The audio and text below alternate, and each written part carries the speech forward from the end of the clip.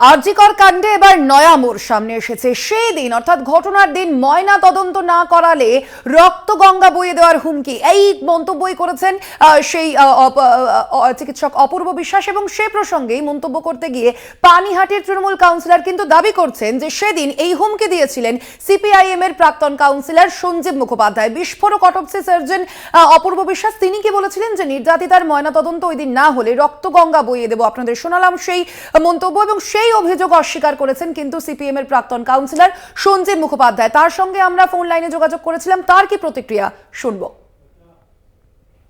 না, এরকম প্রশ্ন নেই। আমি ওখানে ছিলামই না। ময়না তদন্ত যখন হয় সেই সময় আমি ওখানে ছিলামই না।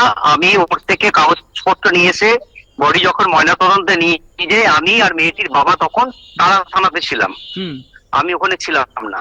সিপিএম এক্স কাউন্সিলর কোথায় বলছে উনি লেখাক দেখাক, আমি ওখানে ছিলাম ওনার সাথে যে আমার দেখা হয়েছে, কোথায় দেখা হলো? আমি তো ময়না তদন্তের সময় ছিলামই না।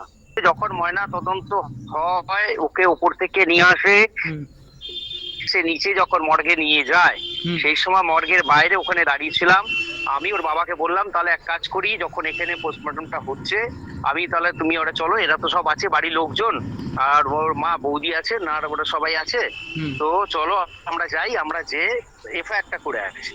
তো আমি ওনাকে নিয়ে থানায় যে এফআইআর করতে বসেছি। এবার এফআইআরটা আমাদের দেরি হয়, এইখান থেকে ফোন করে জানানো হয় ফোনে যে পোস্টমর্টমটা হয়ে গেছে, তোমরা তাড়াতাড়ি চলে আসো। আমরা বললাম হ্যাঁ আমরা 8 ঘন্টা 45 মিনিট পরে আসছি। এই তো বিষয়। এখন উনি আমাকে বলছেন না অন্য কেউ ওনাকে বলেছেন, উনি গন্ডগোল করছেন